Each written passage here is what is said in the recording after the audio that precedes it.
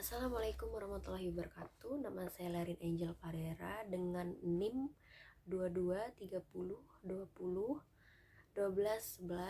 kelas PGMI 7. Saya di sini memenuhi tugas UTS dari Bu Farah Nuresa Aputri MSI yang berjudul tentang sejarah perumusan Pancasila dan dinamika pelaksanaan Pancasila. Baiklah, yang memasuki pemateri yang pertama yaitu Sejarah perumusan Pancasila. Sejarah perkembangan Pancasila dalam sejarah bangsa Indonesia. Pancasila dalam sejarahnya selalu mengalami pasang surut di mana kondisinya sangat beruntung kepada kondisi politik dan pemerintahan pada saat itu.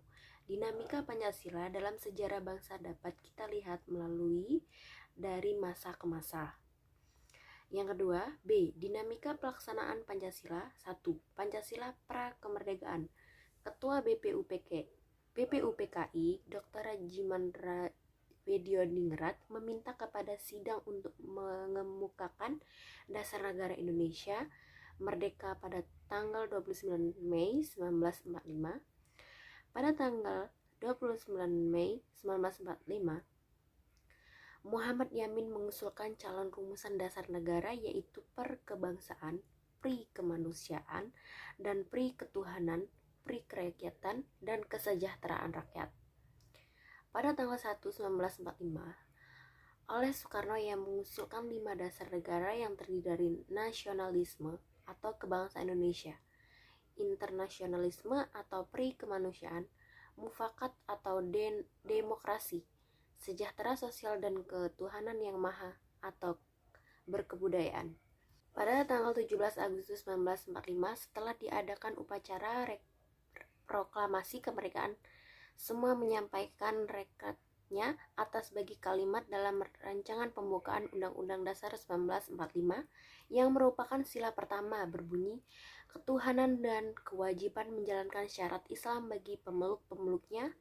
Kemudian Hatta mengusulkan mengubah 7 kata tersebut dengan ketuhanan yang Maha Esa demi persatuan dan kesejahteraan bangsa. Mereka menyetujui perubahan kalimat tersebut. 2. Pancasila pada era kemerdekaan. Pada tanggal 6 Agustus 1945, bom atom dijatuhkan di kota Hiroshima oleh Amerika Serikat yang melalui menurunkan moral semangat tentang tentara Jepang. Sehari kemudian, BPUPKI berganti nama menjadi PPKI, menegaskan keinginan dan tujuan mencapai kemerdekaan Indonesia. Kemudian, teks proklamasi Indonesia tersebut diketik oleh Sayuti Malik. Isi proklamasi kemerdekaan tanggal 17 Agustus 1945 sesuai dengan semangat yang bertuang dalam Piagam Jakarta tanggal 22 Juni 1945. Piagam ini berisi garis-garis pemberontakan melawan imperialisme, kapitalisme, dan fasisme serta membuat dasar pembentukan negara Republik Indonesia. Yang ketiga, Pancasila masa Orde Lama. Terdapat 2 pandangan besar terhadap dasar negara yang berpengaruh terhadap munculnya terkait presiden. Pandangan tersebut yaitu mereka yang memenuhi anjuran presiden atau pemerintah untuk kembali ke Undang-Undang Dasar 1945 dengan Pancasila sebagaimana dirumuskan dalam Piagam Jakarta sebagai dasar negara. Sedangkan pihak lainnya menyetujui kembali ke Undang-Undang Dasar 1945 tanpa cadangan. Artinya, dengan Pancasila seperti ini dirumuskan dalam pembukaan Undang-Undang Dasar yang dihasilkan PPKI tanggal 18 Agustus 1945 sebagai dasar negara. Pancasila dijadikan ideologi negara yang tampil hegemonik.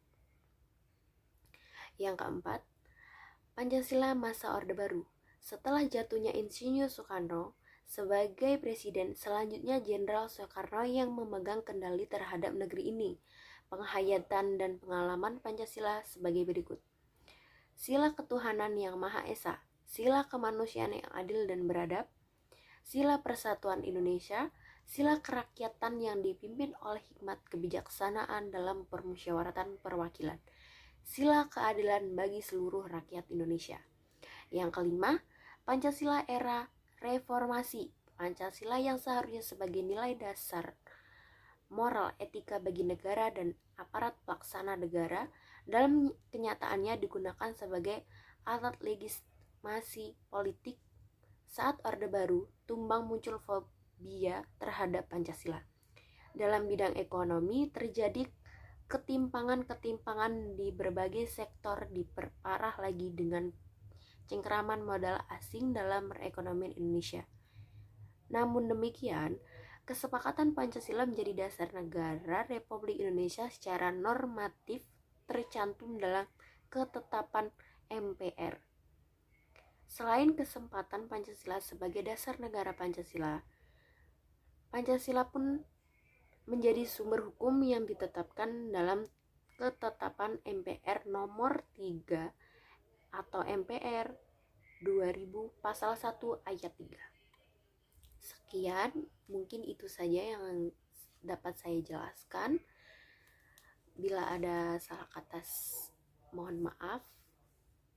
Saya akhiri, wabillahi taufiq wal hidayah. Wassalamualaikum warahmatullahi wabarakatuh.